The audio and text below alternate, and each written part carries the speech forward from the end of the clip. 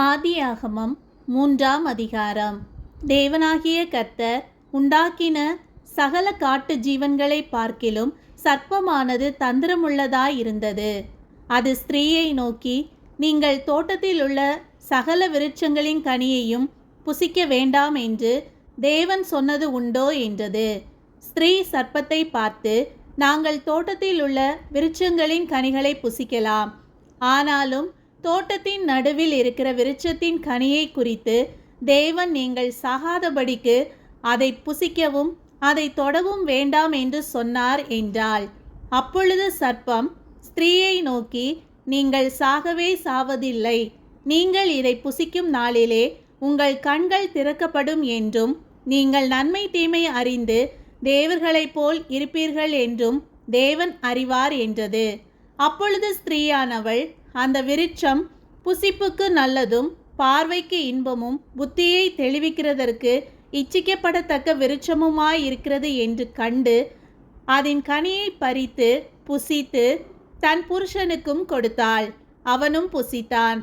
அப்பொழுது அவர்கள் இருவருடைய கண்களும் திறக்கப்பட்டது. அவர்கள் தாங்கள் நிர்வாணிகள் என்று அறிந்து அத்தி இலைகளை தைத்து தங்களுக்கு அரைக்கச்சைகளை உண்டு பண்ணினார்கள். பகலில் குளிர்ச்சியான வேளையிலே தோட்டத்தில் உலாவுகிற தேவனாகிய கர்த்தருடைய சத்தத்தை அவர்கள் கேட்டார்கள். அப்பொழுது ஆதாமும் அவன் மனைவியும் தேவனாகிய கர்த்தருடைய சந்நிதிக்கு விலகி தோட்டத்தின் விருட்சங்களுக்குள்ளே ஒளித்து கொண்டார்கள். அப்பொழுது தேவனாகிய கர்த்தர் ஆதாமை கூப்பிட்டு, நீ எங்கே இருக்கிறாய் என்றார். அதற்கு அவன், நான் தேவரீருடைய சத்தத்தை தோட்டத்திலே கேட்டு நான் நிர்வாணியாய் இருப்பதினால் பயந்து ஒளித்து கொண்டேன் என்றான். அப்பொழுது அவர், நீ நிர்வாணி என்று உனக்கு அறிவித்தவன் யார்? புசிக்க வேண்டாம் என்று நான் உனக்கு விலக்கின விருட்சத்தின் கனியை புசித்தாயோ என்றார். அதற்கு ஆதாம், என்னுடனே இருக்கும்படி தேவரீர் தந்த ஸ்திரீயானவள் அவ்விருட்சத்தின் கனியை எனக்கு கொடுத்தாள், நான் புசித்தேன் என்றான்.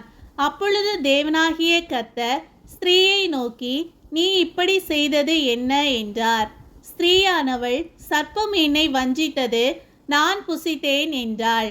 அப்பொழுது தேவனாகிய கர்த்தர் சர்ப்பத்தை பார்த்து, நீ இதை செய்தபடியால் சகல நாட்டு மிருகங்களிலும் சகல காட்டு மிருகங்களிலும் சபிக்கப்பட்டிருப்பாய்.